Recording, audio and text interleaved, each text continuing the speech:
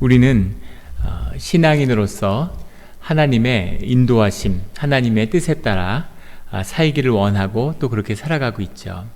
그런데 하나님의 뜻에 따라 산다고 하는 것은 어떤 것일까요? 어떻게 해야 하나님의 뜻에 따라 살며 하나님의 뜻에 따라 산다는 것이 우리에게 주는 의미가 무엇일까? 이것이 오늘 야곱이 하나님의 뜻을 만나서 새로운 삶의 자리로 나아가는 오늘의 말씀이 우리에게 주는 도전입니다. 오늘의 말씀을 통해서 주님의 뜻을 다시 한번, 주님의 계획을 다시 한번 새롭게 만나는 우리 모두가 되기를 예수 그리스도 이름으로 축원합니다. 오늘 46장 1절의 말씀에 보면 이스라엘이 모든 소유를 이끌고 떠나 이렇게 되어 있죠. 이제 모든 요셉의 이야기와 그 형제가 하나가 된 이야기, 그리고 야곱이 다시 주 앞에서 이스라엘로 축복의 아버지가 되어서 그의 모든 가족을 데리고 기근이 들고 더 이상 먹을 것이 없는, 살 수 없게 된 그런 가나안 땅을 떠나서 애굽으로 내려가려고 하고 있습니다.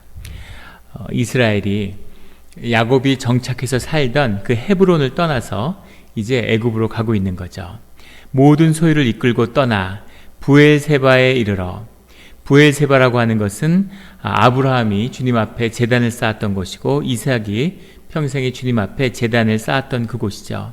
그래서 이 브엘세바로, 헤브론으로부터 한 40여 킬로쯤 떨어져 있는 브엘세바 땅에 이르렀습니다. 브엘세바 땅은 가나안의 경계죠. 브엘세바를 벗어나면 이제 가나안 땅을 벗어나는 겁니다.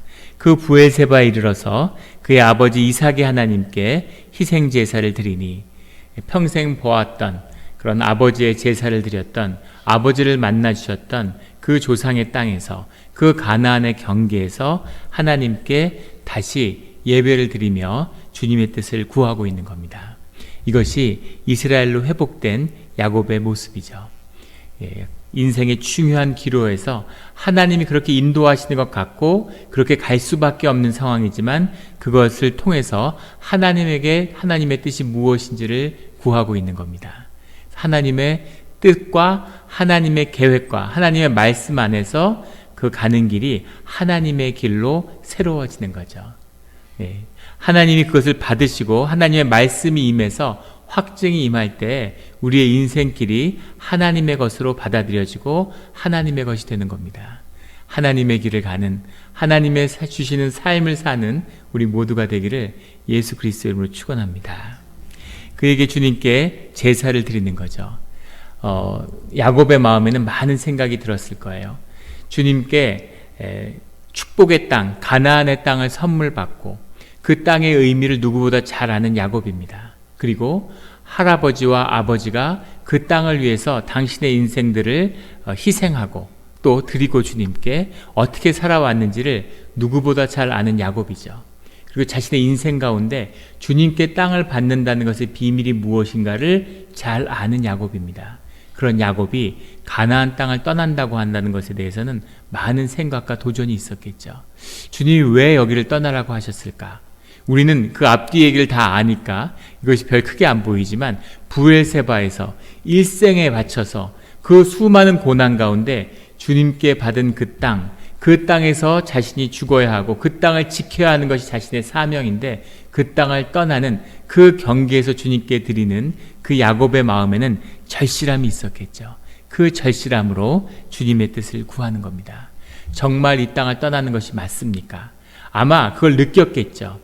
이 가뭄이 들고 수년간 지속될 그 가뭄, 5년이 더 지속되는데 자신의 나이가 130세가 돼서 살아서 다시 가나안 땅으로 돌아오지 못할지도 모르겠다라는 것을 아마 본능적으로 심령으로 느끼고 알고 있었을 거예요. 하지만 그것을 주님께 물어보고 그 뜻을 확인하는 것은 완전히 다른 것이죠. 주님께 제사를 드리며 주님의 뜻을 구하고 있는 겁니다. 그 제사를 드리니까 그 중요한 때 7년과 진정의 예배를 주님께 드리니까 주님이 말씀하시는 거죠. 2절에 그 밤에 하나님이 이상 중에 이스라엘에게 나타나 이르시되 야곱아 야곱아 하시는지라. 정감 있는 목소리고, 그리고 베델에서 야곱을 만나줄 때 주님이 야곱을 불렀던 바로 그 이름 그대로 부르시는 거죠.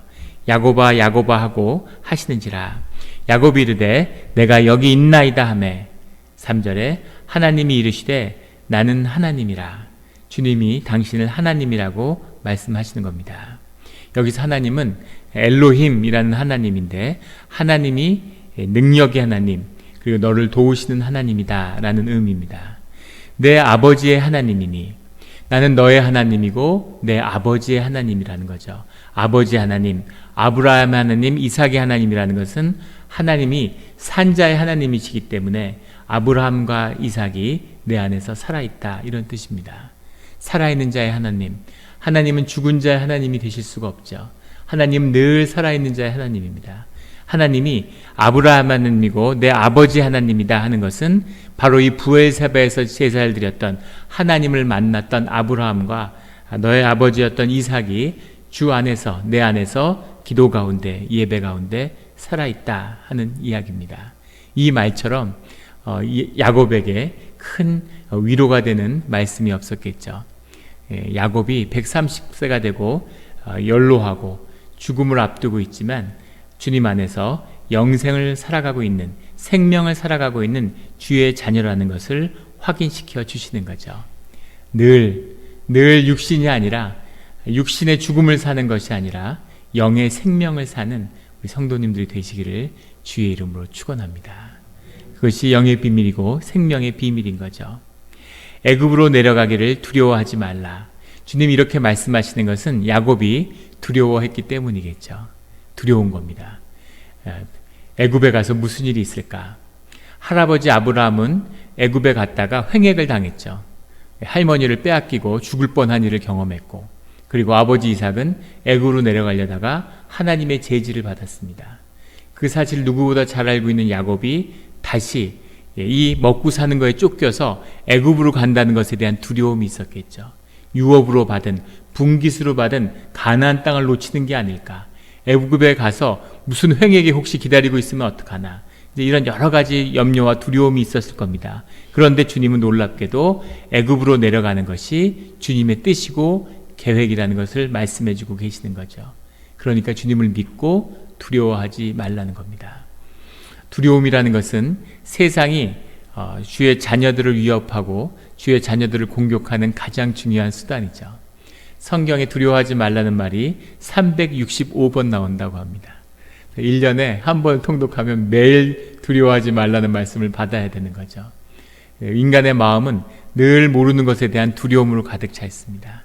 두려움이라는 것은 삶의 내가 중심에, 내가 삶의 주인 자리에 앉았다는 뜻이기도 하죠.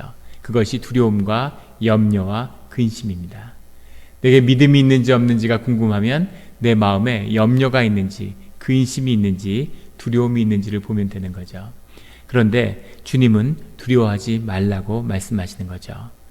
두려움 없이 오직 주님을 의지하고 그 길을 가라, 이렇게 말씀하시는데, 주님이 두려워하지 말고 애굽으로 내려가라 이렇게만 말씀하셔도 주님의 말씀이 임하는 자는 그 말씀 때문에 회복되고 말씀 때문에 살아나는 겁니다. 이것이 말씀의 비밀이죠. 주님의 말씀을 계시로 받으면 그 말씀이 생명이기 때문에 우리가 살아나는 거예요. 우리의 생명이 살아나는 겁니다. 그게 음성의 비밀이고 기도의 비밀이죠. 기도를 하는데 삶이 어렵고 오늘 찬양에 있는 것처럼 왜 기도하는데 염려합니까? 라는 우리의 고백처럼 기도가를 통해서 주님의 음성을 듣는 자는 그것이 곧 답이 되는 거죠. 이것이 하나님을 만난 자의 비밀입니다. 무슨 근심이 있고 무슨 어려움이 있고 어떤 상실이 있어도 주님이 내가 그 아픔을 안다고 얘기하시면, 그리고 그 아픔을 통해서 너를 사랑한다 이런 말씀이 들리면, 그러면 그 모든 문제가 그냥 풀어지고 삶이 해결되는 거죠. 사실은 그것이 별로 큰 문제가 아니었다는 것을 우리가 알고 있습니다. 그런데 정말 주님이 계시는지, 영생이 우리를 기다리는지, 천국과 하나님의 통치가 우리에게 임하는지, 그런 거에 대한 불신과 두려움이 그것을 막고 있는 것뿐이죠. 그래서 말씀이 딱 주어지면 그러면 그 순간에 살아나는 거죠. 그런데 주님이 거기까지만 말씀하시는 게 아니라 하나님의 계획을 알려주시는 거죠. 그래서 두려워하지 말고 내 뜻을 이루라고 야곱을 이스라엘로 세우는 겁니다. 아직 야곱에게는 해야 할 일생 가운데 이것을 하기 위해서 이제까지 기다리고 이제까지 온 거죠. 그 마지막 사역을 49장에서 이루게 됩니다. 하나님이 이루시려는 그 뜻을 축복의 아버지로서 야곱이 자신의 12아들을 12지파로 세우는 축복의 기도로 하나님의 사역을 마무리하는 그 인생을 보여주는 거죠. 그래서 야곱의 인생은 위대한 인생입니다. 이것이 몇 대를 하나님이 이스라엘의 민족을 마치 인큐베이터에 키우는 갓난아기처럼 오늘 70명의 이 가족, 대가족이지만 그 가족을 데려다가 200만의 민족으로 키우는 역사를 일으키시죠. 근데 그 시간을 꼭 200만이 되어야 되는 건 아니었겠죠. 그것이 400년의 세월이 흘렀던 것은 이스라엘 민족의 문제입니다. 그렇게 키운 민족을 불러내서 다시 가나안 땅에서 주님의 분깃으로, 주님의 유업으로, 그것을 복지로서 그곳에 하나님의 통치가 임하는 주의 민족으로 세우려고 하셨던 것은 주님의 계획이죠. 그 계획에 따라서 이스라엘의 민족을 불러냈습니다. 광야로. 광야의 길을 꼭 가야만 했던 거죠. 주님을 새롭게 만나기 위해서, 주님의 말씀과 주님의 인도하심을 따르는 훈련을 받기 위해서. 하지만 그 길을 40이 되면 지나갈 수 있는 길을 40년 동안 맴돈 것은 이스라엘의 문제입니다. 이것이 주님이 인도하시는 계획과 우리가 주님께 순종하며 살아가는 삶의 비밀인 거죠. 내가 부모를 잘못 만나서 고생하고 가난한 집에 태어나가지고 제대로 배우지 못하고 운이 없어서 나쁜 친구들을 만나고 사업에 실패하고 술, 담배로 건강을 해치고 그런 불행한 인생을 살아왔던 것, 내가 내 인생을 저주하고 저주를 먹고 마시며 살아온 것, 이것은 내 잘못이 아닙니다. 이것은 주님의 뜻 가운데 일어난 일이죠. 그런데 주님을 영접한 자가 주 안에서 주님의 길을 가야 되는데, 그런데 그 길을 가지 못하고 주저앉아 있는 것, 이것은 내 문제입니다. 그래서 주님은 우리에게 오실 때 우리의 손을 잡고 일으켜 주시는 것이 아니라 일어나라고 말씀하시는 거죠. 네가 무엇을 원하느냐? 라고 물어보시고 우리가 원하는 것을 위해서 네가 일어나라, 이렇게 말씀하시는 겁니다. 주의 인도하심 가운데 일어나는, 주의 길을 가는, 평생을 누워서 주님 일으켜달라고 울부짖는 그런 종교의 거짓이 아니라 생명의 능력으로 주 안에서 일어나는 우리 모두가 되기를 예수 그리스도의 이름으로 축원합니다. 주님의 인도하심에 축복이 함께하는 것이죠. 그 뜻은 무엇이냐면 내가 거기서 너로 큰 민족을 이루게 하리라 하는 것이 주님의 계획이었음을 주님이 말씀하시는 겁니다. 네가 이굽으로 가는 것은 가나안의 복지를 잃는 것도 아니고 너에게 새로운 축복과 민족을 이루려고 하는 그 일을 유다와 요셉이 이루어냈죠. 그것으로 인해서 야곱이 이스라엘로서의 소명을 이루어낸 겁니다. 그래서 주님이 민족의 역사를, 이젠 가족이 회복하고 가족이 돌아오는 역사가 아니라 민족으로, 너희가 큰 민족을 이루어서 민족이 구원받는 새로운 구원의 역사를 내가 이루려고 너희를 애굽으로 불렀다, 이렇게 말씀하시는 거죠. 왕이 주는 수레를 타고 이렇게 내려왔어요. 물론 가재도구 챙겨서 땅을 버리고 떠날 때는 마음이 착잡했겠지만 얼마나 주님이 이렇게 좋게 잘 인도해 주신 겁니까? 복음을 들고 산을 넘는 자의 발길이 어찌 그리 아름다운고, 그 발길이 얼마나 아름답고 주님이 야 진짜 기가 막히게 아름답구나, 너희들은 축복받은 내 자녀들이다 라는 그 자녀들이 바벨론으로 끌려가는 노예들의 모습입니다. 앞머리가 뒷머리하고 묶여가지고 끈이 목과 목으로 묶여서 맨발로 산을 넘는 그 부르트고 피가 흘리는 노예의 발걸음을 보면서 주님이 야 복음을 들고 산을 넘는 발자국이 어찌 그리 아름다우냐. 우리가 믿는 하나님이 이런 분입니다. 다 알고 계셨네. 별로 놀라는 표정이 아니에요. 저는 굉장한 충격을 받았는데 교회 처음 나올 때 이런 얘기를 해줬어야 되는데 다들 사랑과 은혜의 하나님을 얘기하다가 하나님이 하나님의 뜻을 그렇게 이루어 가시는 분인 거죠. 주님의 계획을 이 야곱을 통해서, 그 가족을 통해서 이제 이루시겠다, 이렇게 말씀하시는 거죠. 4장에 내가 너와 함께 애굽으로 내려가겠고 내가 너와 함께 하겠다고 하나님의 약속을 다시 한번 환기시켜 주세요. 창세기 28장 15절에 주님이 야곱에게 중요한 약속을 해주셨죠. 내가 너와 함께 있어 내가 어디로 가든지 너를 지키며 너를 이끌어 이 땅으로 돌아오게 할지라. 내가 내게 허락한 것을 다 이루기까지 너를 떠나지 아니하리라. 내가 너에게 약속한 걸 다 이룰 뿐 아니라 그것을 이룰 때까지 너와 함께 하겠다고 주님이 약속하셨는데 그 약속을 다시 한번 환기시켜 주시는 거죠. 나는 신실한 하나님이고 그 약속을 기억한다. 네가 그 약속을 기억해라 라고 주님이 말씀해 주시는 겁니다. 주님이 우리와 함께 하시겠다고 예수님이 이 땅을 떠나면서 말씀하셨죠. 그리고 성령을 보내주셨습니다. 그 성령이 우리의 육신의 삶 가운데 또 그 삶을 마치고 영생 가운데 영원히 우리와 함께하는 그 주님을 늘 느끼며 살아가는 우리 모두가 되기를 주의 이름으로 축원합니다.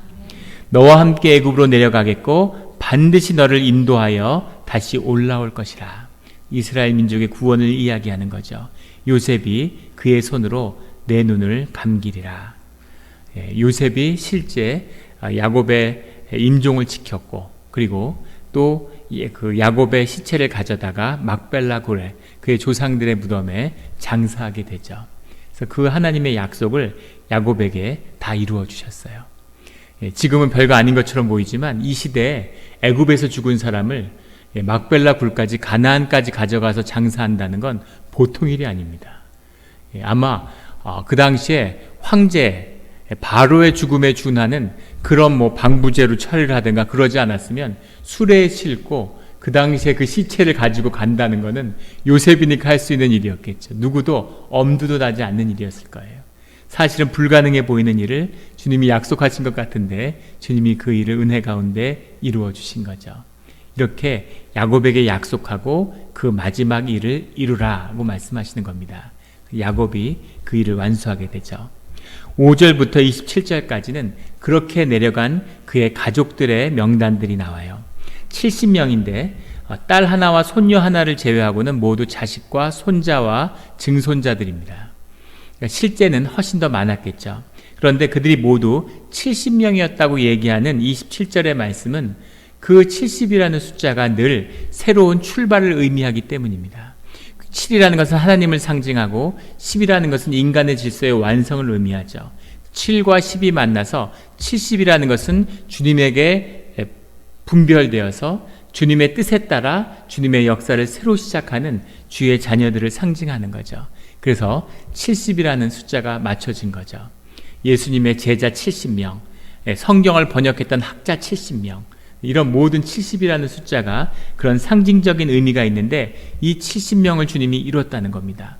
이들이 특별해서도 아니고 이들이 무언가를 이루어냈기 때문도 아니죠. 사실은 10절에 가면은 시몬의 아들은 여무엘과 야민과 오악과 야긴과 스왈과 가나안 여인의 아들 사울이요. 가나안 여인의 자녀가 있었음을 얘기하고 있죠. 이방의 여인입니다. 12절에는 베레스의 아들은 헤스론과 하물이요. 유다의 아들이었던 베레스는 며느리 다말과의 상간으로 태어난 아이죠. 가장 추악한 역사 같지만 여기서 다윗과 예수님의 이 밑에서 뒤에 나오게 됩니다.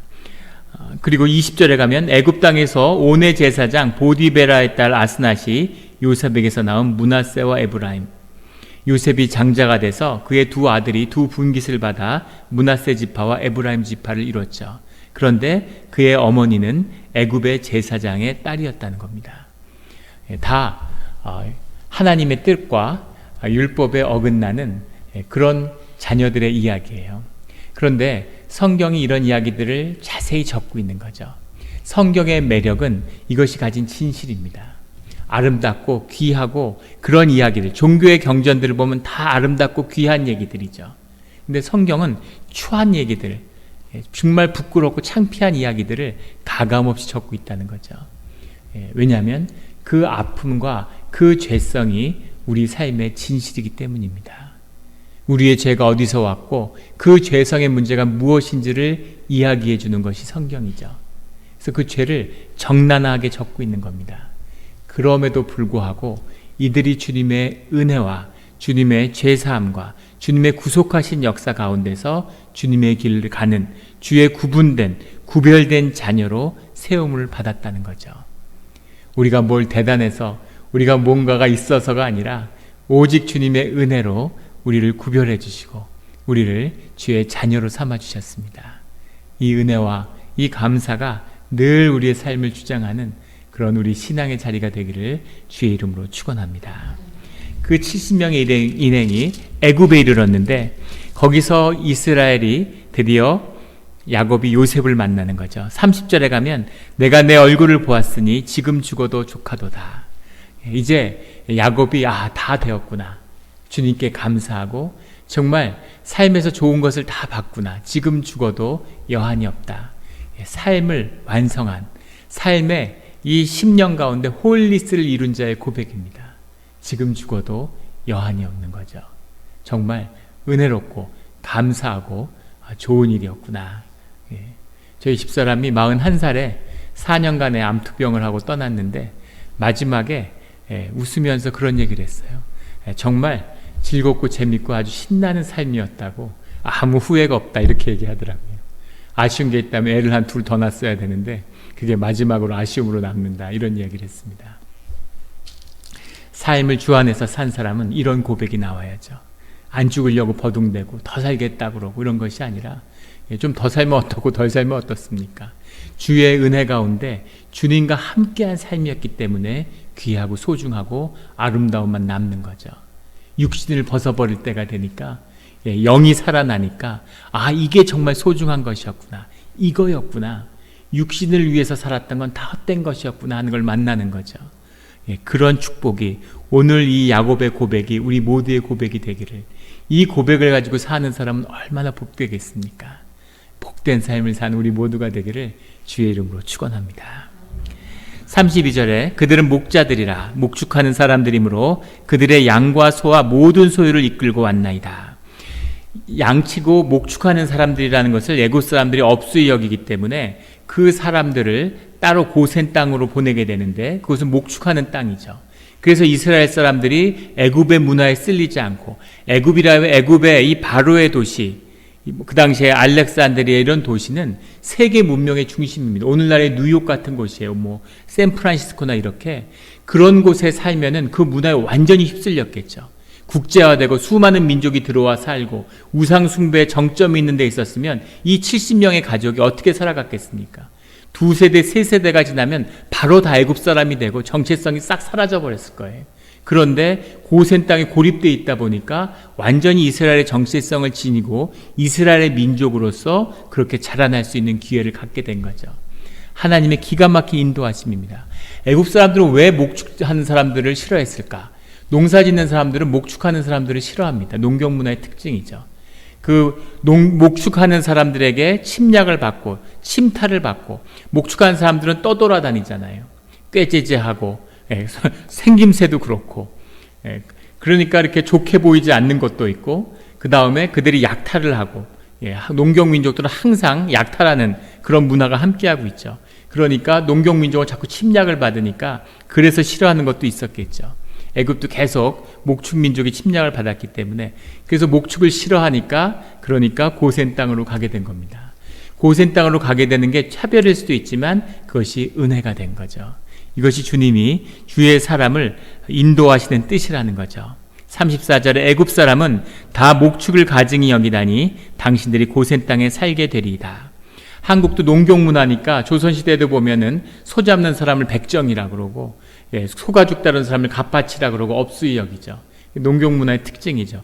농경 문화 중에 농경 문화, 세계의 곡창이죠. 그 나일강의 그 밀지대에서 농사를 짓는 애굽 민족이 목축 민족을 우습게 여기고 그런 걸 대단치 않게 생각하는 건 너무나 당연한 거죠. 그래서 이 이스라엘 민족의 보금자리가 완성됐다는 겁니다. 예전에 한국에를 오랜만에 들어갔는데 고등학교 동창들을 만났어요. 저희 서울 변두리에 있는 그 재개발 지역에서 산동네에서 자랐기 때문에 아이들하고 초중고등학교를 다 같이 다녔습니다. 동네 아이들이죠. 가족 같은데 고등학교 동창 이렇게 애들을 만나서 이야기하는데 뭐 누구는 어떻게 살고 누구는 어떻게 살고. 근데 고등학교 동창 중에 한 친구가 제일 잘 됐다는 거예요. 그 친구가 제일 잘 나간다 그러더라고요. 그래서 저하고도 친했던 친구인데 홍콩에 살고 있다는 거예요. 비즈니스 때문에. 잘 됐다는 게 별게 아니라 이제 사업을 크게 해서 돈을 크게 벌었다는 거지, 비즈니스를 해서. 그래서 그 친구를 이제 우연히 만나게 됐는데 한국을 방문해서 그래서 이제 살아온 얘기도 하고 그런 얘기들도 들었습니다. 고등학교 다닐 때 그 친구의 어머니가 그 시장 통해서 장사를 하셨는데 장사를 크게 하셨어요.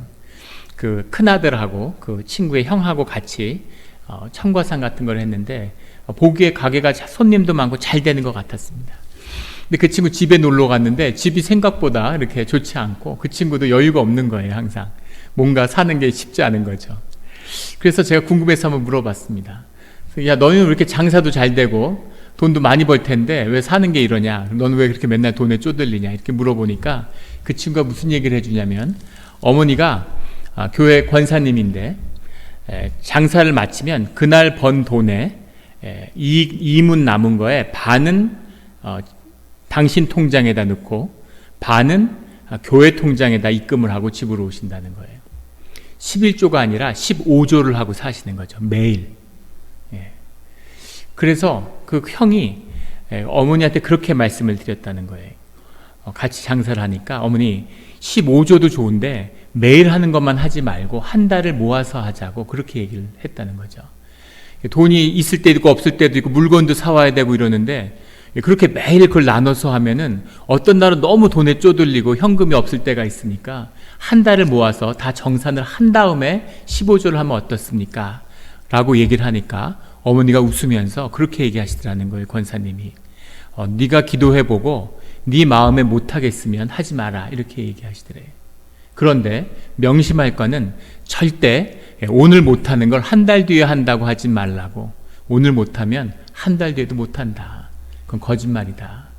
그래서 그렇게 하지 말고 네가 기도해서 할 수 있으면 하고 못하겠으면 하지 말라고. 지금 못하는데 뒤에 한다, 나중에 한다, 이런 거짓말은 하지 마라 이렇게 얘기를 하더라는 거죠. 그래서 11조 하라고 그랬는데 왜 우리는 15조를 해갖고 이렇게 어렵게 사는지 모르겠다고 걔가 탄식을 하는 거예요. 근데 그 친구에게는 은혜가 함께 했습니다.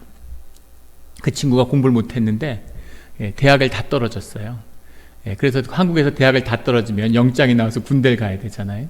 그런데 그 부모님이, 어머니가 영종도에서 자랐는데 영종도에 있는 갯벌 땅이 수용이 된 거죠. 공항을 만들기 위해서. 그래서 보상 금액을 큰 돈을 받아서 미국의 대학으로 유학을 가게 됐습니다. 다들 얼마나 부러웠는지.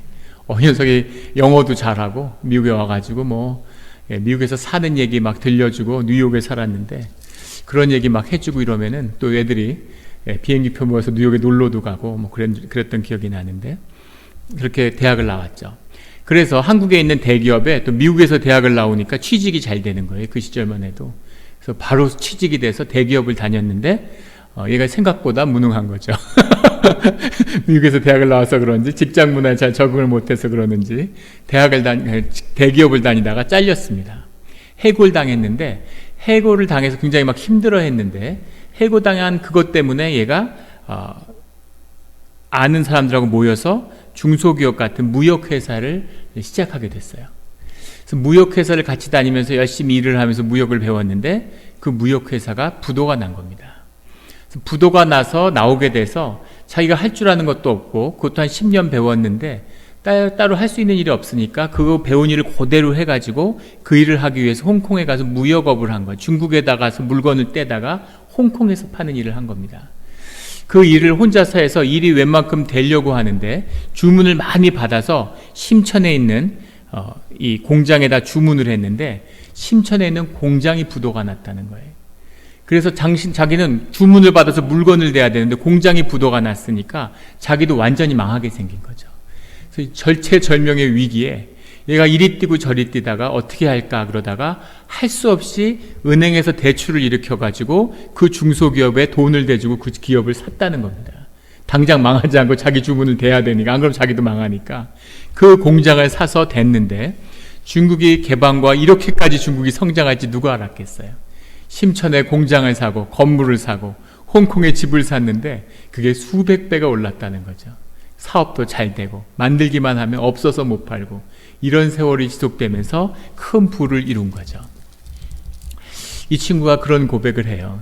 자기는 사실 뭐 야망 있는 것도 아니고 무슨 사업가로서 재질이 있는 것도 아니고 아무것도 없었는데 항상 벼랑에서 떠 밀어가지고 떠 밀릴 때마다 새로운 삶의 길이 열린 것 같다고 그런 이야기를 하더라고요. 아마 대기업에 그냥 다녔으면 지금쯤 해고 위협에 시달리고 스트레스 받으면서 그렇게 힘들었을 텐데 어려움이 있을 때마다 항상 그것이 좋은 것으로 바뀌었다는 거죠. 그래서 자기같이 못난 사람을 하나님이 훈련시켜서 하나님이 이렇게 크게 자기를 축복해 줬구나 이런 감사함이 있다. 근데 돌이켜보면 하나님이 왜 그렇게 자기를 이뻐했을까? 자기는 이뻐할 이유가 하나도 없는데 그런데 자기 어머니 때문에 자기를 이뻐한 것 같다고 그렇게 이야기를 하더라고요. 이것이 하나님이 주시는 은혜인 거죠. 저도 그렇게 느꼈습니다. 어머니가 쌓은 복을 자식이 누리는구나. 야곱의 축복을 자녀들이 받아서 12지파로 세워지는 것처럼 부모의 축복과 은혜가 함께하는 거죠. 하나님의 큰 계획 가운데 일이 틀어지는 것 같고 안 되는 것 같고 잘못된 것 같지만 그때마다 삶의 새로운 길이 열리는 겁니다. 부모 유산 받아서 걔보다 사업을 더 크게 하고 승승장구하고 평생 잘된 사람도 있을 수 있겠죠. 근데 그게 무슨 의미가 있습니까? 그 삶의 위기마다 하나님을 경험하고 은혜를 경험하고 사람이 자라나고 심령이 자라나고 믿음이 자라나고 더 큰 그릇을 이루어가서 주님의 축복을 담을 수 있는 그것이 삶의 가치고 의미고 인생이 하나님 우리에게 허락하신 뜻인 거죠. 그 뜻을 만나는 자는 복이 있는 겁니다. 예전에 스위스의 로잔이라는 도시에 YM의 그 베이스가 하나 있는데 1호 베이스예요. 거기에 무슨 집회와 프로그램이 있어서 거기를 갔다가 그 YM 유스 위드 미션이라고 하는 세계 최대의 선교 단체죠. 거기에 창립자인 로렌 커닝햄 목사님을 만났습니다. 그때도 이미 80 가까이 되셨던 분인데, 근데 그분이 이렇게 강연도 하고 개인적으로 그렇게 정원에 앉아서 이야기를 할 수 있게 됐어요. 그래서 제가 그 목사님한테 제가 크리스찬 된 지 7년 됐는데 7년 동안 5번 이사를 했습니다. 롤러코스터를 타는 것 같다고 인생이 그렇게 이야기를 하니까 당신이 지난 30년 동안 33번 이사를 하셨다고 그러더라고요. 그래서 주님의 그것이 은혜다 이러면서 많은 이야기를 해주셨는데 당신이 처음에 안수받고 교회에서 교육 목사를 하는데 아이들하고 함께 하면서 그 아이들을 데리고 선교를 가고 싶은 꿈이 있었다는 거예요. 당신이 꿈을 꿨는데 파도를 타고 파도 타기처럼 젊은이들이 파도를 타고 육지에 상륙해서 복음을 전하는 꿈을 꿨대요. 그래서 아이들이 막 그 마음에 용기가 있고 도전이 있고 막 이러니까 아이들을 데리고 중남미 선교를 한번 가고 싶다. 그걸 위해서 기도하고 아이들을 데리고 선교를 갔더니만 아이들이 그렇게 기뻐하고 찬양을 하고 은혜를 받고 거기 일도 잘하고 아이들이 너무너무 좋고 좋았다는 거예요. 그래서 이거구나. 하나님이 이걸 원하시는구나. 아이들이 이걸 원하는구나. 그걸 자신의 비전으로 받았다는 거죠. 문제는 그걸 갔다 온 다음에 벌어졌는데 노예에서 이분을 징계하고 교회에서 결국은 제명했다는 겁니다. 지금은 단기 선교가 상식이 됐지만 50년 전에는 아무도 단기 선교를 가는 사람이 없었던 거죠. 선교는 안수받은 목회자가 가서 목회를 하는 거지 교회가 파송을 해서 교회 파송을 받아서 가는 거지 어떻게 젊은 애들이 그리고 무슨 단기 선교를 간다고 그건 선교를 모욕하는 거다. 훈련받지 않은 애들이 무슨 선교를 가느냐. 아이들이 갔다가 사고 나면 너가 어떡하려고 그러니. 훈련받지 않은 애들 책임질래.